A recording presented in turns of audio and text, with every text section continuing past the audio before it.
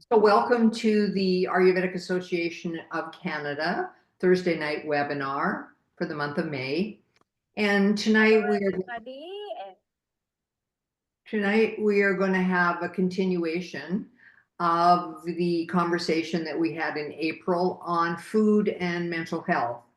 We feel it's a very important subject to have an understanding of how Ayurveda perceives food and mental health being important in your life, because we all know today how many issues people are having with mental health and anxiety and all the pieces that go along with that. So Carrie's going to do the presentation. I am going to leave it all up to her. She already has it all set up for you. And it's going to be a really interesting conversation this evening because Carrie is going to interweave Sankhya philosophy and the senses and food and in some of the more abstract, not abstract, but a little more subtle aspects of food and how we live our life and how all of that intertwines in Ayurveda to allow, both mental and physical health. So I'm just going to change the screen to you, Carrie, and then you can start. So welcome and thank you very much for doing this. Thank you. Thank you, Erica. You want to So, just introduce yourself? Just tell sure, people a little bit about yourself. sure. And we had a little talk before, so I'm just welcoming Annette as well, who just joined us, looks like. So, I'm Carrie. I'm from London, Ontario, in Canada, of course.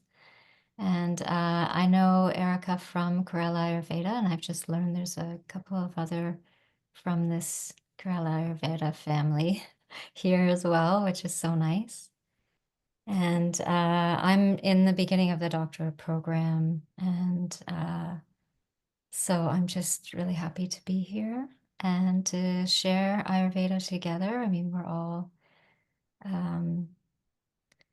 joining together into this conversation. So I'm going to share my screen.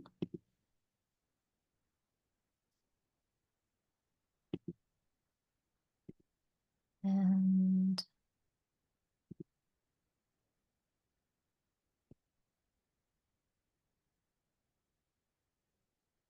so I'm going to start that again because it's showing that my screen is paused. So I just check that. Go.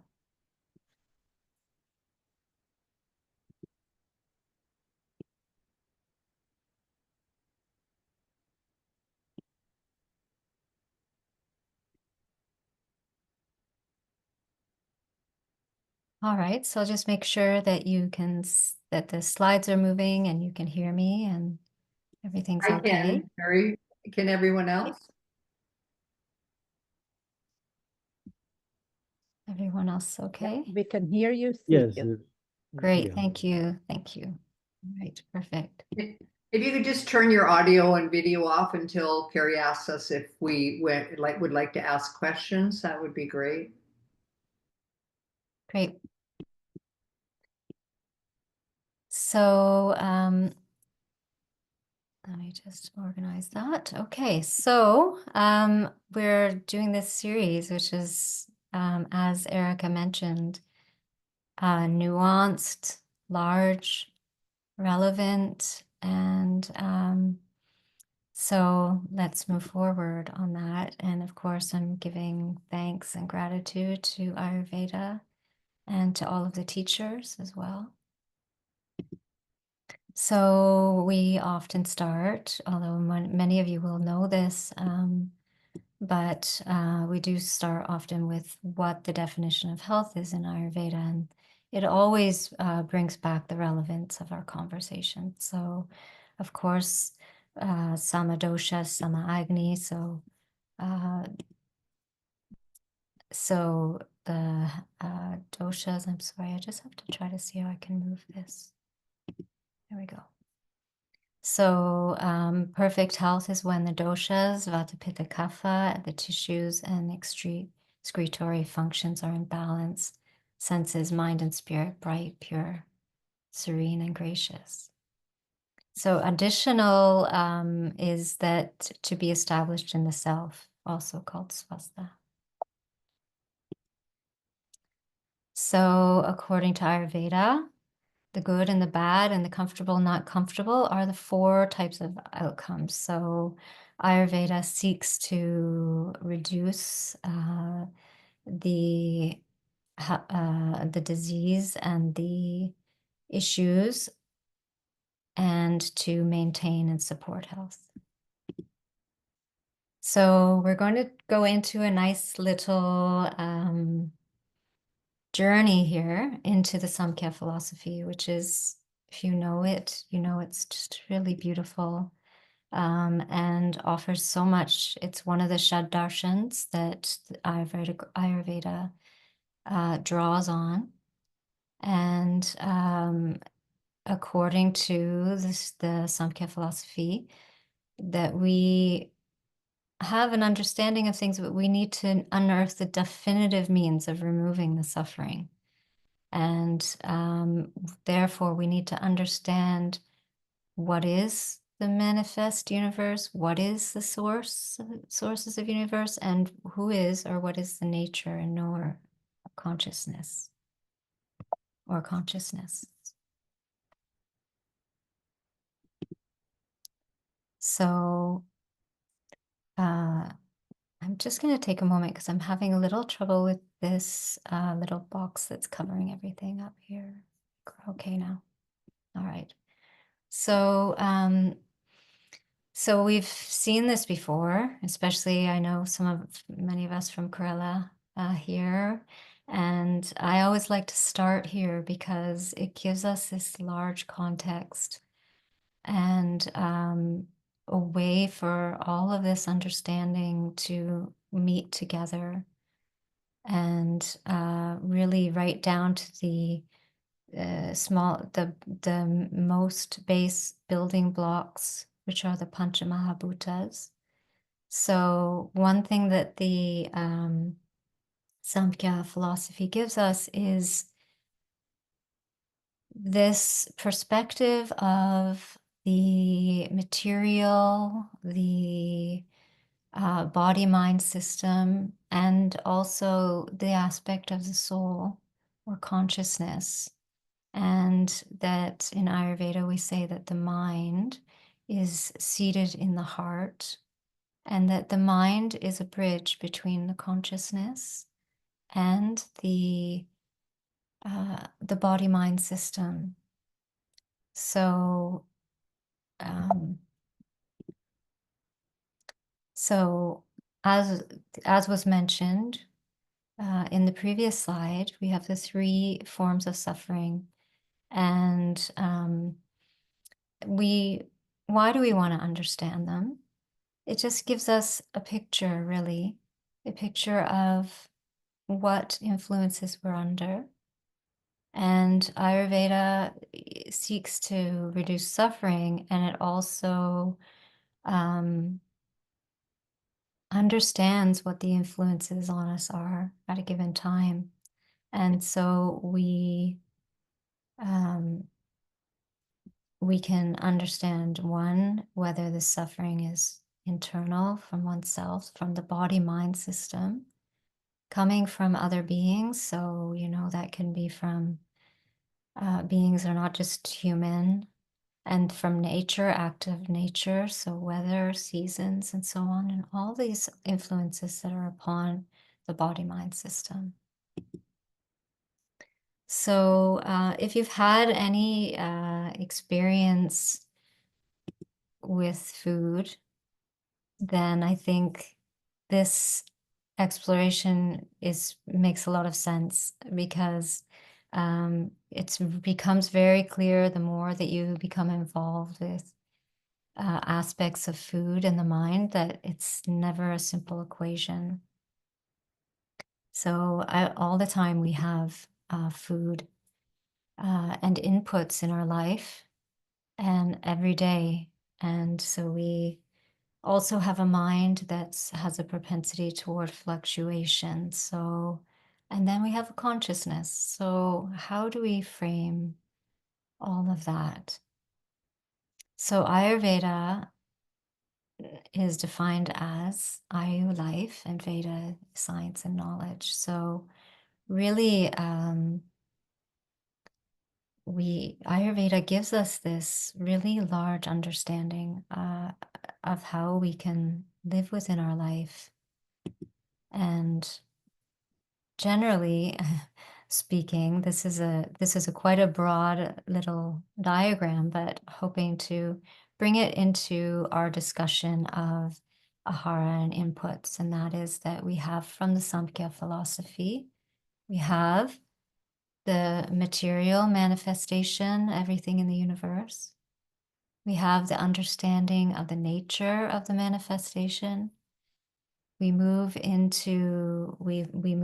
to the Mahat, as you saw from the earlier diagram. Mahat is this intelligence, larger intelligence, and is orchestrating all kinds of things. For example, our microbiome.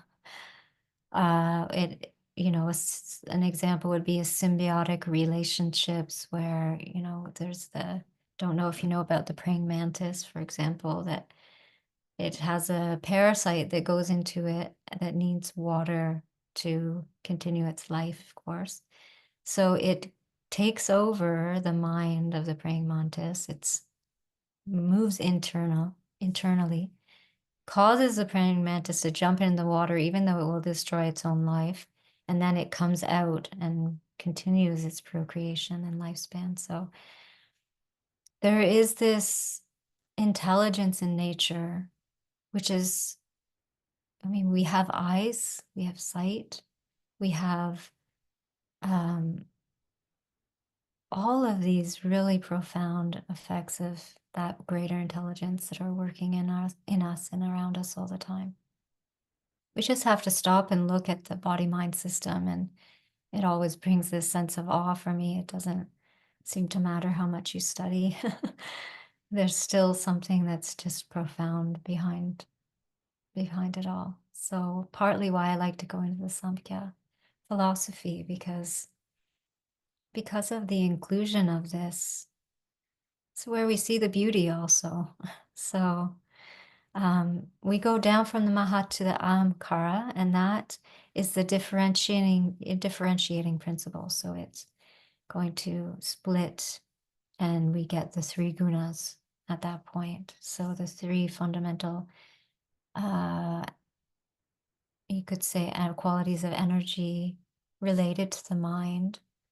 And the sattva, rajas, and tamas are those three.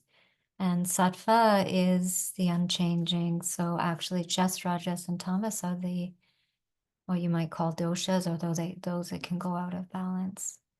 And we'll go later, it's not to dispute because we need all.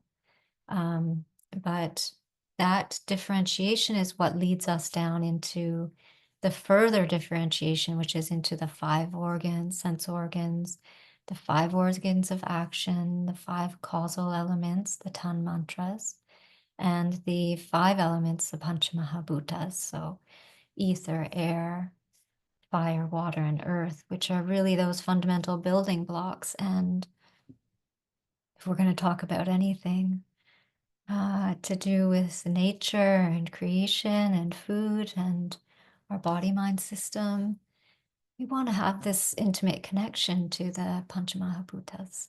So everywhere we look, in everything has the Panchamahabhutas. So there is this beauty to manifest through the Panchamahabhutas. So from the Panchamahabhutas, of course, we get the doshas. So then on the other side, we have this soul, this consciousness, which is separate from the body-mind system, which is the witnesser. And as mentioned before, this mind is the bridge between this conscious aspect and the body-mind system. So the mind, which is the bridge, is subtle, and it tends to imbalance, and it has this relationship to Rajas because it always has that tendency toward fluctuation, excitability, and so on, and imbalance. So we have this relationship to that guna. Other gunas as well, but just in terms of the nature of the fluctuation. The senses, the five senses, of course, they are directly associated with the mind. So again, important in our discussion because we can't talk about the senses. We can't talk about the food without talking about the senses. All of our senses are related to the inputs, and all of this together brings us context of our life. We're all looking for that context. And Ayurveda draws on that context, among others, draws on this context for the removal of our suffering. In fact, Ayurveda, as we saw, the science of life, is truly this very profound science that really applies to this, all of this aspect of our lives. So then from the removal of suffering, we have ahara, our inputs, vihara, which are the lifestyle practices, and aushadha, the medicines, formulations. And then we have things like panchakarma and other things associated with Ayurvedic medicine. So the doshas, vata, pitta, kapha, they're the functional aspects of the Panchamahabhutas, how the Panchamahabhutas work on a functional level in the body-mind system and in nature and in creation.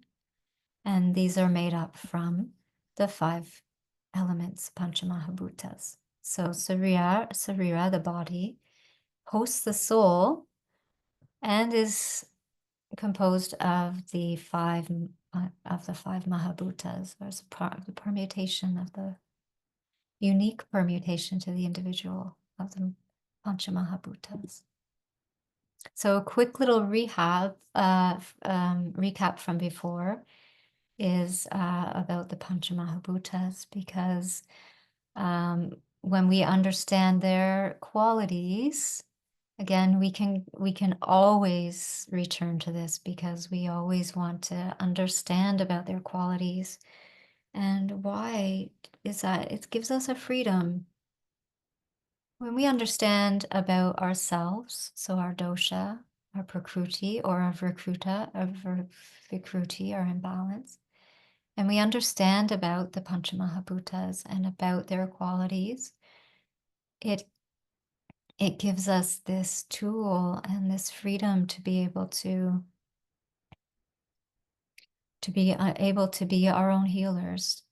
So as we're part of nature, and nature is within, and Samkhya philosophy shows that this macro coming to the micro, and that we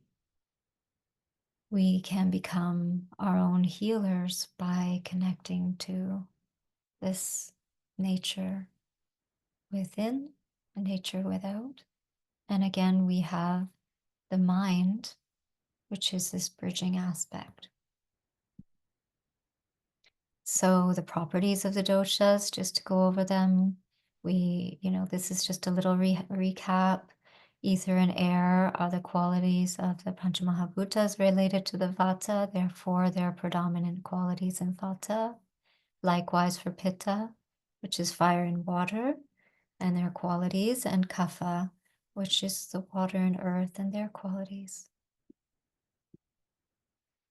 So we can't talk about food without the senses, as I mentioned before. So the mind is closely related to the senses.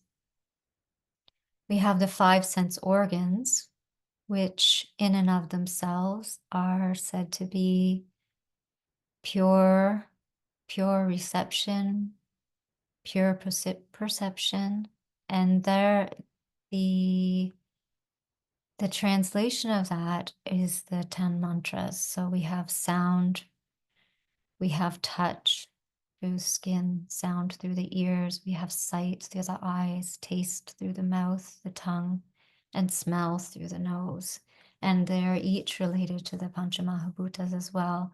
And of course, earth is the most, we're going from more subtle to more base. So the earth is sort of the most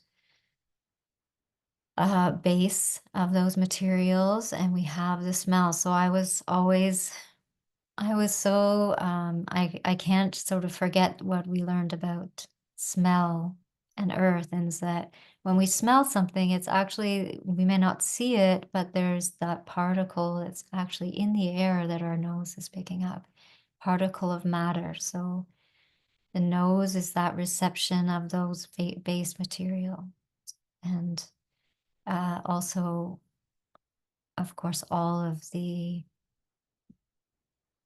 senses have a function there, but only sound has this relationship to the most subtle akash or ether. So sound and vata, sound and touch. So a couple questions. I thought moving along, we could sort of have a little question here and there. And one is why the first bite of food is taken as a sweet. So you're welcome to put in the chat, and also eating with the hands. How does that relate? So I don't know if anyone has any thoughts on those two. We could take a minute.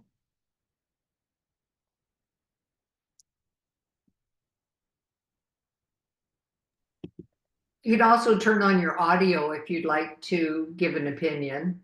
Yes, thank you. And if not, really, why do we take sweet as a first? So first thought is that we have the beginning of digestion. So we have the kapha in the mouth, or you might say the amylase, salivary amylase, first part of digestion. But we also take that first taste being sweet because it is the heaviest of the tastes. So we signal to our body to prepare for a meal. So prepare the agni, the digestion, prepare the body to be ready to consume. It's what's coming. And eating with the hands, I'm sure you've all experienced this, especially if you've been in India. And there's a profound difference in the experience of eating with a utensil and with the hands. And one of that is, well, first of all, we have the elements on our fingers, but the other aspect is that sensory aspect. So we're involving more of our sensory perception, and your hand gives these subtle indications to the body about when it's full, about the taste and texture of the food, about the temperature. And it's a whole other level of communication between the senses and the food and the mind and the body. So definitely for the agni and for the ease of digestion and the experience of the food, I don't feel this equivalent. It's like a shock when you use an utensil because you're creating a separation. And it's losing this relationship to quantity, to feel, and it's just a delivery system. So that is something that, off could be easily overlooked as being really profound for our experience with food. So that, the Samkhya philosophy together, the buddhi, the intellect with the self or the consciousness, they together will support and bridge the experience of the material with our life, the subtle or the witness and the consciousness. So We mind care and understanding our conscious involvement plays a big role there. And the soul is not something to, or consciousness, not something to do anything about. Uh, we want to create a relationship, a listening, a presence of the consciousness, but the consciousness itself has these qualities of being devoid of deformity, and it's minute, it's different from the body and the mind, it's indestructible, and it is this spectator, this witness. So what is the nature of the mind? So we've determined that the soul's eternal, and separate and conscious, and we determined that the mind is the bridge. And we talked about the nature of the body-mind system as a whole. So these were questions I was opening up. So if anybody actually wants to, open their microphone or put something in the chat, I mean, these questions were open questions for everybody. But I'll continue. And again, the nature of the mind. So it starts to become clear as we move on. Why are we talking about this when we're talking about food and mental health? So if we need to speak about the mind, about the senses, about the relationship between the mind and the body and the subtle, and the mind being composed of ether and air, it's elusive, it's quick, mobile, as we talked about, has this relationship to rajas. And there's been, all kinds over millennium ways to approach this. But Ayurveda has this complete system to draw on. So just as a little, again, recap on the gunas, is the rajas has to do with movement, tamas, fatigue, laziness, or heaviness, laziness. Sattva is the balanced state of the mind. So the natural state of the mind is one, the mind is clear, the mind is sattvic, and then it moves to rajas, moves to tamas, back and forth. And we need it all. We have it all in our system. And there isn't this, sattvic first, and then you get rajas, and then you get tamas. It's an interplay. It's a dynamic interplay. And for example, you need to have kapha and tamas to go to sleep at night. You need to have, for example, if somebody has a lot of heaviness and difficulty moving, then you might say there's some of the suggestions are to have a wind bath, for example. So you wouldn't tell somebody with vata to go for a wind bath, but somebody in that situation might make use of that element of movement, that aspect of movement, and bring in a little bit of that. So everything has a place, a time, a use, and it's always in the perspective of the individual. So again, the mind is this bridging system. So one of the things that Ayurveda does for us is to bring back this intelligence that's often been lost. So, children in school, they're not allowed to use the washroom until they have their break, or all kinds of food things around the table. You have to finish your meal before you can get up, or, all kinds of eating against your intellect and your sense. So we have a lot of these aspects in our life that really disable the intellect, the body mind intelligence.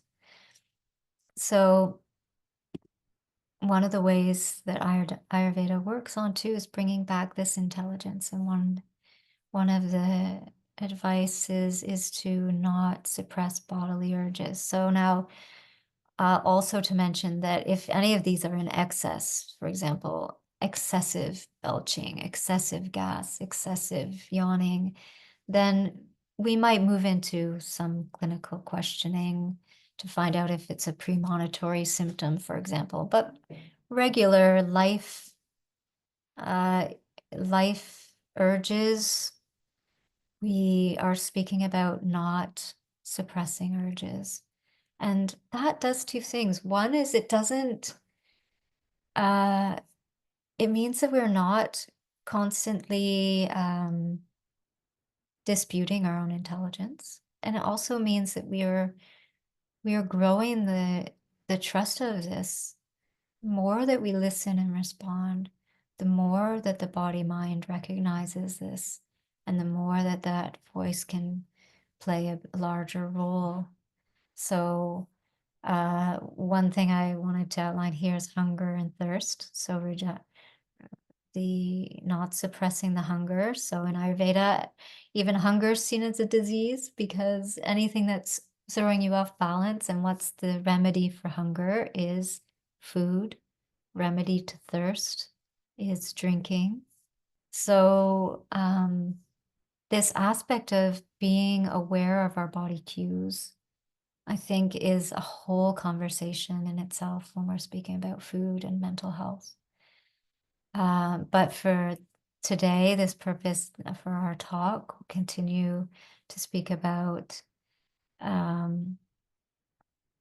this connection.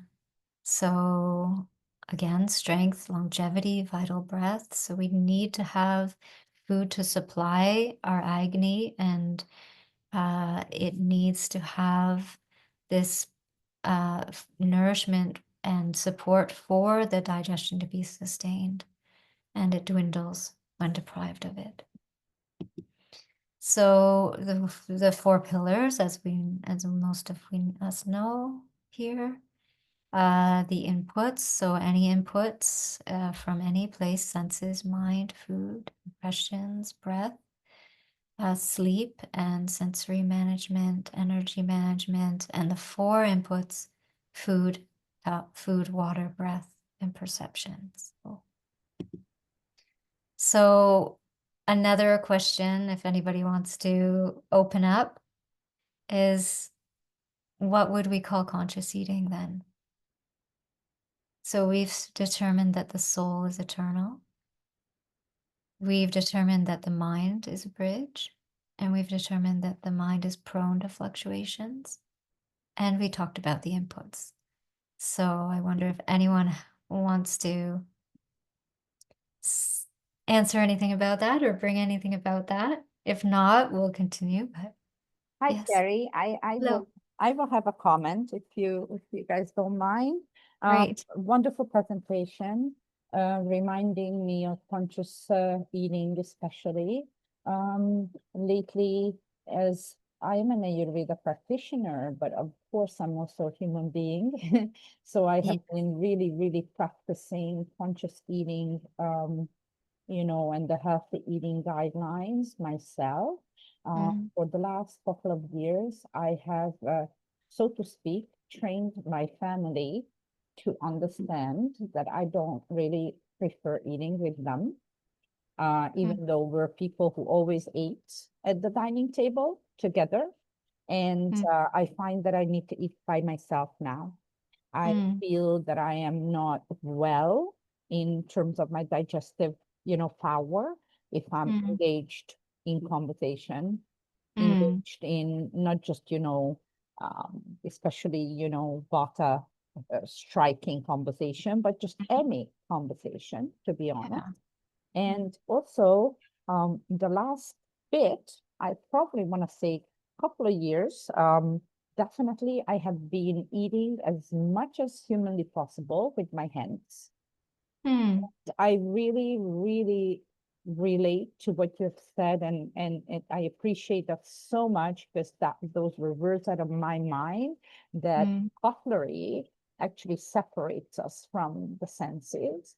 And Mm. so I feel that I wish everybody was so much more mindful about the eating habits before even the food that they eat. So Mm. yes, I forgot to put Mhm. my video on, but anyways, thank you Mm. so much. These were just my comments so far based on your slides, and yeah, I Yeah. really need to be in silence to connect with myself fully Mhm. when I'm Mhm. eating. Yeah, Thank you so much, because, and also that's going to lead right into the next bit.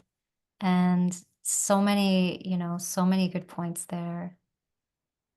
Um, we could go on about all of that, but thank you for sharing that as really beautiful practices that you have. thank you. And that does really move into our next little slide here. Um, so how do we foster that? And I think you touched on that a little bit. So we can take 3 breaths before we take our first bite. We can set the space for calm, for presence. We can set the table. I know Erica always likes to talk about this. And we can, plan ahead to avoid stress. We can avoid distraction. The mind, again, is subtle, is prone to fluctuation. It's single-minded. So what does that mean when we multitask, when we're eating, in terms of stress in the body mind? So, and then some people also, you can light a candle, you can offer your energy and the sense of service, to bring in this other aspect of that the consciousness really, uh, the consciousness wants that involvement too, in terms of that deeper sense and deeper meaning. So again, Ayurveda gives us all these practices, and some of them were touched on, uh, and by that exchange, which was beautiful. And so we're going to move into that a little bit. And of course, Vikruti, we want to understand what's our Prakruti, what's our Vikruti.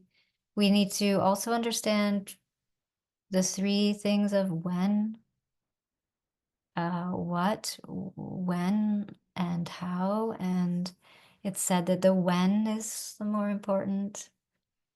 And in terms of, I've been in this nutrition world for a few decades, and I can say very confidently that this aspect of the mind is forefront. And so having the conversation around the mind and the practices around food and mental health is pretty important. So self-care practices for the body-mind balance from Ayurveda. So we make use of the when with the aligning to nature's rhythms through the Ayurvedic clock. We have the daily routine. We have the nightly routine, the seasonal routine. We have the food guidelines. We have the medicines. We have deeper treatments for removing imbalances. And all of these are drawing, we're going to go back and see how all of this is drawing from this fundamental understanding of how the influences of nature and creation play in our life, in our body, in our mind, and how applying, Ayurveda has this beautiful simplicity that applying the practices, it really makes it simple for us, because we can align ourselves in a different way on an individual basis, depending on our particular situation.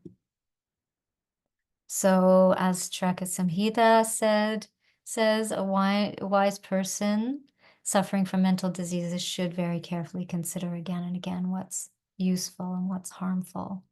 So, and that one should acknowledge acquire the knowledge of the self, the place, the family, the time, the strength, and the capacity. So the Ayurvedic practices do a number of things. As our teacher, Dr. J says, self-care is mind care. Ayurvedic practices, they build sattva balam, so strength of the sattva in the mind, supports the pacification of the doshas, maintenance of balanced state, focus, concentration of the mind, develops the will to care for the self, and it cultivates the mind to see the beauty and the blessings. So the mind is always looking, moving between desire and aversion, and you know,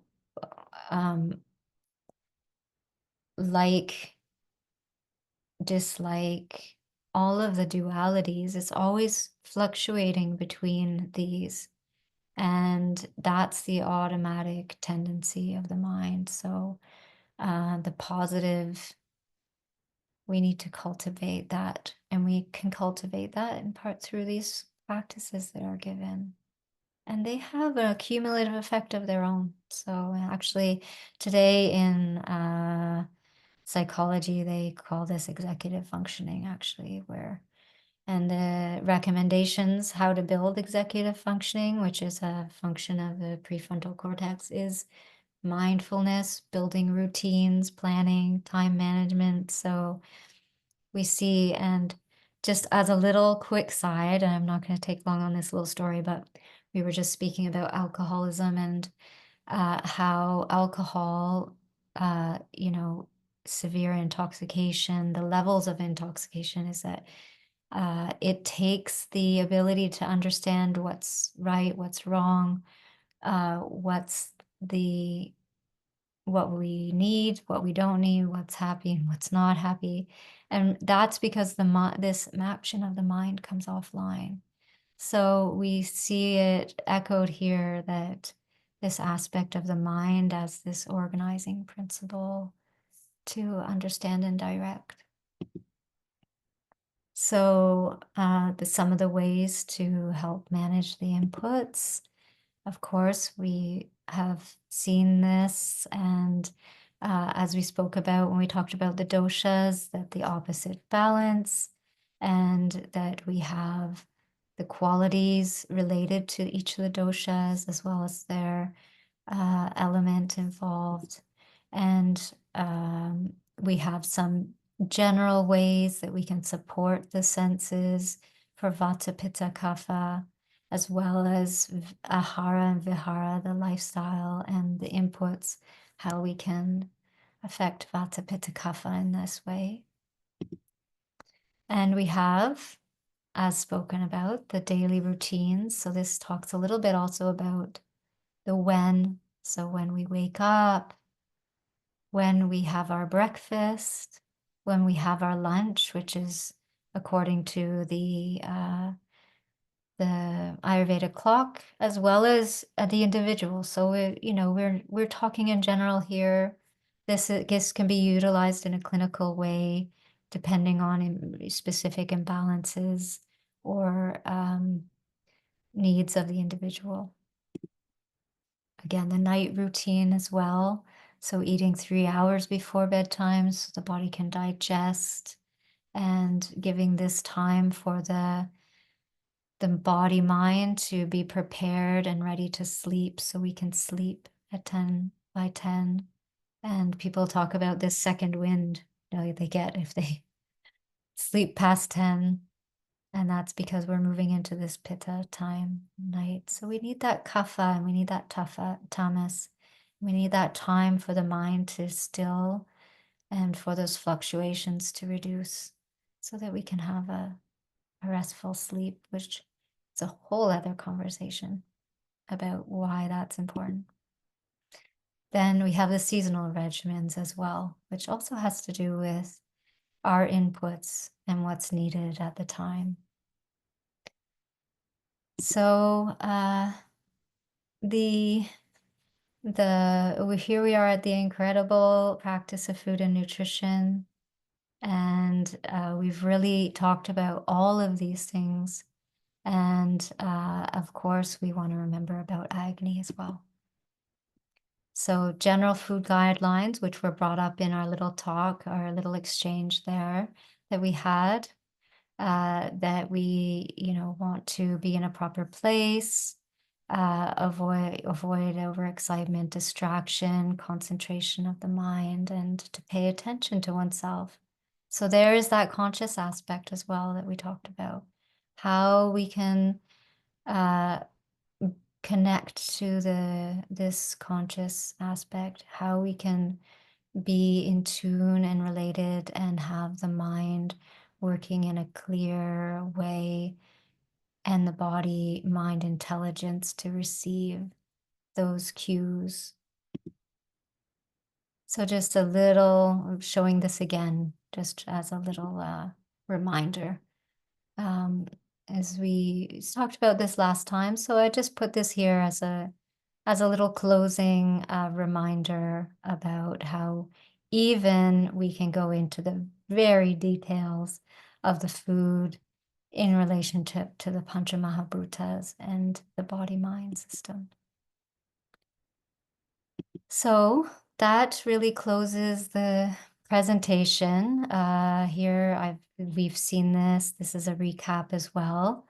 The Pancha Mahabhutas, and these are just general aspects that are relied on for these pitta and the dosha pacification related to their dominant elements. But of course, we are never just one, and we are often, combination, and we have other influences. We have time, we have season, we have time of life, we have Agni, we have many things that are influencing the state. So those things we need to really have a good understanding of from connecting with a practitioner. So I'll close it off with, this was a little question that I was sort of closing things off with, and we can open that up to questions if you feel there's something that we want to speak about, and if you want to address that question of, now that what we've covered, how would you feel that you would define mental health? So I'm going to stop sharing and open things up here. We have a few minutes left. So if there's any questions, the chat box, or you can open your video, your microphone, if there's anything that you'd like to comment or a question. Maybe just a sharing, if I could. Sounds great. For my own practice, everything that we encounter throughout our lives is inputting into us. And as consciousness evolves, I need to take control of it. So before I take food, I make sure that the food and I have interacted and we know what we're going to do. And I try to dedicate whatever comes into me to have a purpose, to share in some way, or participate in some way, the energy that you get from the food with your intentions for what you have to do for the day, or for the yogis who come in to see us, how we want to direct that to. Because when we take life from somewhere, in some way it has to be given back. And I try to, before I take food, let the food understand what it is I'm going to contribute. It's contributing its life. And so when you take life, you have to exchange, or you get that karmic debt. So I try to interact with it in such a way to let it know this is what we're going to be doing. So it's a willing participant. Mm. If that, I just thought I'd share that is my own practice. Mm. And it also makes me think of ahimsa as well. Yeah, Mm. exactly. Yeah. Mm. And I have a bunch of squirrels who I've befriended at the house. So every morning they're waiting for their food too. So I make sure they eat before I do, So yeah, just to connect with consciously, it was part of that conscious thing with everything that's going on. And I love that also because, we're so used to being human-centric.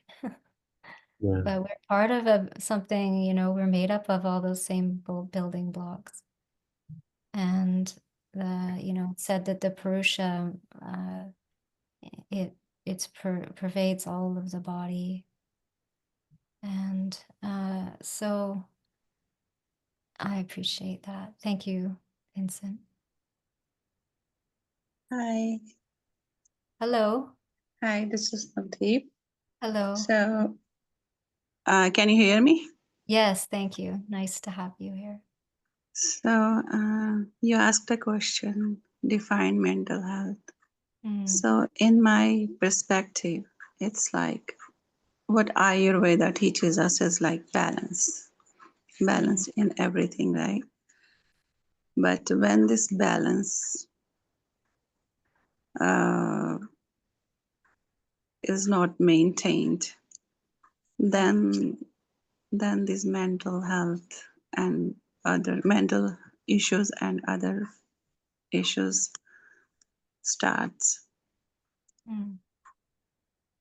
So, for example, what like our lifestyle has been changed. So we are just not eating on time, Mm. not exercising, or not like following the all the Ayurveda concepts that that results in all the like physical health issues and mental health issues. And most of the mental health issues arises when digestion is not proper. Our gut bacteria, they are compromised because of the toxins or because of other things. Then because our gut is a second brain, right? So Mhm. when our gut got affected, like when our gut affected first, then all the mental health issues start arising. And I have seen in my own family, you can say, and I have dealt with these issues just by improving the diet Mm. and did some lifestyle changes, and the results are amazing, really amazing. Yeah. Yeah, Chirako calls it the first food, the first medicine. Yes, Yeah. that's right. Yeah. Yeah, and we have this bidirectional between the gut, the agnes, the Yeah. gut, and the brain. And we have this relationship of vata between the enteric nervous system, which is the nervous system present in the gut. So the neurotransmitters from the gut as well that affect and are carried and related to vata imbalance. And then we have this aspect of the effect of our mental health really from our microbes, because we have 95% of serotonin created in the gut. Yes. GABA, many of these mental health regulating aspects are created in the gut, and so we have the mind, and we have, so again, this awareness of our cues, and being in touch and seeking support where needed as well, in terms of Ayurvedic support, as you mentioned, diet, lifestyle, formulations we may need, treatments we may need. So definitely there's that sense of, like we say, body, mind, spirit. Right. Yeah. Thanks. A beautiful share. Thank you very much. I just have one comment, Carrie. Mhm. I think in terms of consciousness that I teach my yogis that it's very important to cook with love. Mm. So you imbue that energy into food. And Mm. whether you're cooking for yourself or for other people, that it is a noticeable, subtle energy that you may not pick up, right, when you're eating, but the two people can be cooking. You can have two of the same meals from different people and they taste totally different, right? And so Yeah. I just think that for me, that's a really important thing because we don't see it that way. And people eat out so much now, right? That what kind of energies are we creating in our gut? Even, I mean, I believe that even the microbiome in our gut knows that, right? And so Yeah. to be able to always imbue that consciousness of love into food, I think is a really important part of the subtle aspect that people don't think about. We can think about food and gunas and all that kind of stuff and some of the subtle aspects, but we're usually in such a rush that, really imbuing that piece and maybe playing a mantra while you're cooking and those kinds of pieces can add a whole different dimension to food also. And Yeah. mental health, I believe. And mental health, and as you mentioned too, even how it hits the body, it's the digestion, that subtle aspect. Yeah. Yeah, that's so true. So does anybody else have a comment, a question? If not, we'll thank Carrie for her time and invite her back again to continue the conversation of, Sankhya philosophy and understanding. I mean, to even understand that, all plants have consciousness. Mhm. And as Vincent said, they give up their lives for us. That's right. And we don't tend to think of it that way. So it's those subtle aspects and the whole concept of all the philosophies of India are really an important part of mental health and food.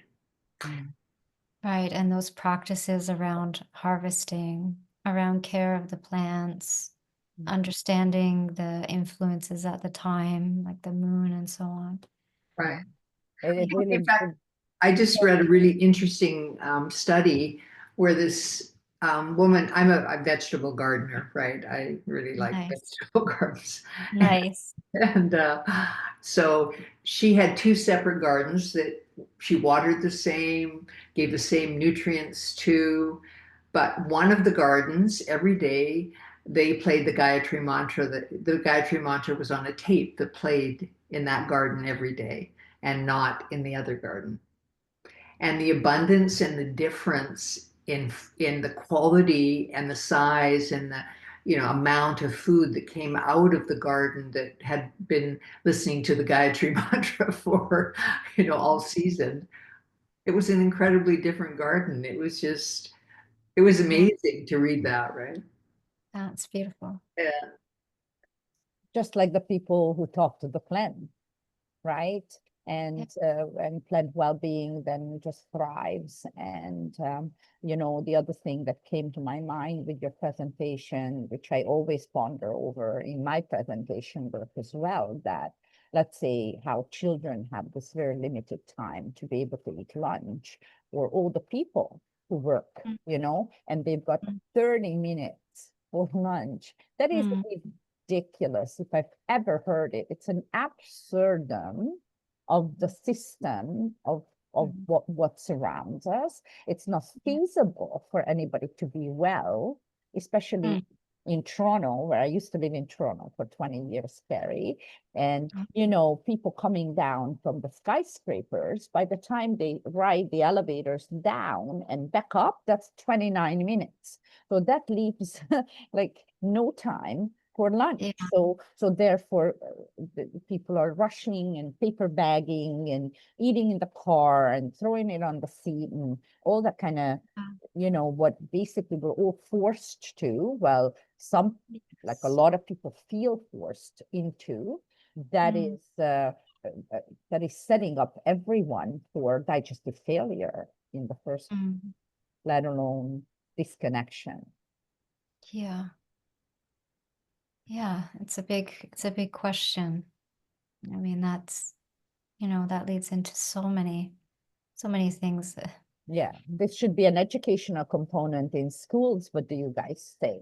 I think across the globe, the children should have Ayurveda foundational courses and food connection, all that. I really think that this should be a next level of our collective consciousness. Yeah. Well, I mean, we're over time, so I'll just say really quickly that I did do some work in Brazil back when they had the Food as a Basic Human Right campaign in the early 2000s. And they had the government at that time were instituting farm to nursing home to hospital to daycare relationships. And one of the things they brought back were in the daycares and in the schools to have a garden and to have a staff cooking on site. And they made beautiful meals for the schools and for all the kids in the daycare every day. And it was their traditional food, which was sapmium for them. And it was the, rice and beans and vegetables. And, a lot of the research was around how healthy their traditional food was for them in their time and their place and so on. And so there was actually this nationwide attempt to have something more suitable put in place. And it's really an example. So that's Beautiful. something to see. Yeah, really something to see that. Well, thank you, Carrie, and thank you everyone for participating. And this will be up on our YouTube channel in a few weeks, sometimes even as long as 3 weeks. So thank you for staying up so late, and you take care of yourself and have a wonderful evening. Thank you. Nice Good evening, everyone. It was great, Carrie. Thank you. Good night. Thank you, Carrie. Thank you so much. Bye-bye. Good night, everyone. Bye.